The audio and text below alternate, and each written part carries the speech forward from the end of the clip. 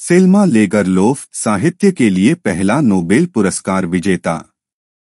Nobel पुरस्कार दिए जाने के 100 साल से भी अधिक समय बाद हम अभी भी सेल्मा लेगरलोफ द्वारा आश्चर्यजनक रूप से हासिल की गई उपलब्धि से मोहित हैं।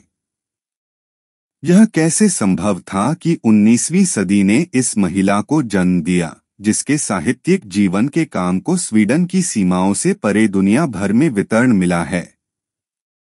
सेल्मा लेगरलोफ का जन्म 20 नवंबर 1858 को वर्मलैंड प्रांत के ओस्ट्रा एम्टरविक में मोरबैका एस्टेट में हुआ था।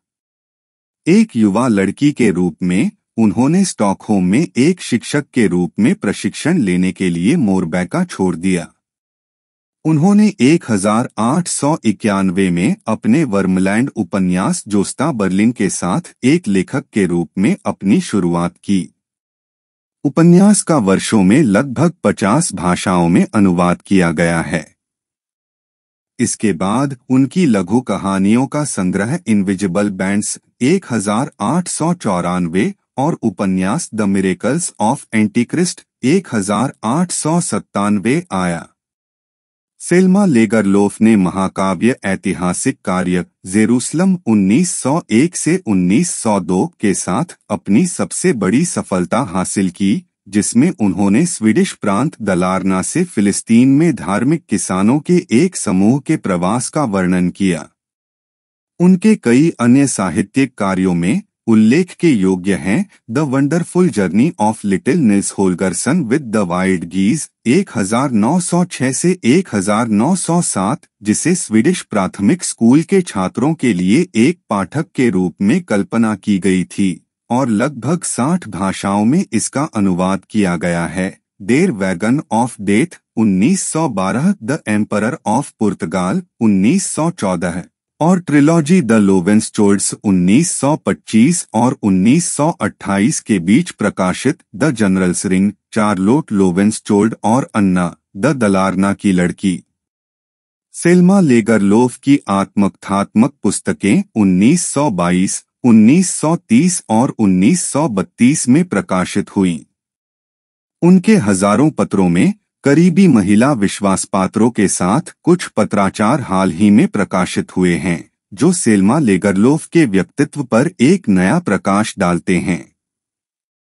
सेल्मा लेगरलोफ को 1904 में स्वीडिश अकादमी द्वारा ग्रेट गोल्ड मेडल से सम्मानित किया गया और 1909 में साहित्य में नोबेल पुरस्कार मिला। 1914 में सेल्मा लेगरलोफ को स्वीडिश अकादमी का सदस्य चुना गया। मोरबैका में उनके माता पिता का घर, जिसे उनके पिता की मृत्यु के बाद परिवार को बेचना पड़ा था, 1907/1908 में सेल्मा लेगरलोफ द्वारा उनकी महान साहित्यिक सफलताओं के लिए वापस खरीदा गया था। 1909 में नोबेल पुरस्कार राशि ने उनके लिए संपत्ति से संबंधित भूमि को वापस खरीदना संभव बना दिया। उनके बचपन की मोरबैका संपत्ति इस प्रकार एक बार फिर से सेल्मा लेगरलोफ का घर थी और यहीं पर 16 मार्च 1940 को उनकी मृत्यु हो गई थी। एक स्मारक, Selma Lagerlof association, Selma Lagerlof society, Selma Lagerlof सॉल्स्केपोर्ट की स्थापना 1958 में सेल्मा लेगरलोफ के 100वें जन्मदिन के अवसर पर की गई थी और वर्तमान में इसके लगभग 800 सदस्य हैं। कानून के अनुसार समाज का उद्देश्य सेल्मा लेगरलोफ अनुसंधान को बढ़ावा देना और समर्थन करना है और भविष्य में व्यापक जनता के बीच सेल्मा लेगरलोफ की स्मृति को संरक्षित करना है। तब से उनकी भागीदारी के साथ लेगरलोफ स्टडीज में कई लेख प्रकाशित हुए हैं। कई सालों से समाज विभिन्न संगठनों और विभिन्न अवसरों पर देश भर में व्याख्यान के माध्यम से सेल्मा लेगरलोफ के काम को व्यक्त करने की कोशिश कर रहा है। समाज ने एक डिजिटल सेल्मा लेगरलोफ आर्काइव और सेल्मा लेगरलोफ के संपूर्ण कार्यों के एक नए विद्वानों के संस्करण के निर्माण की भी पहल की है।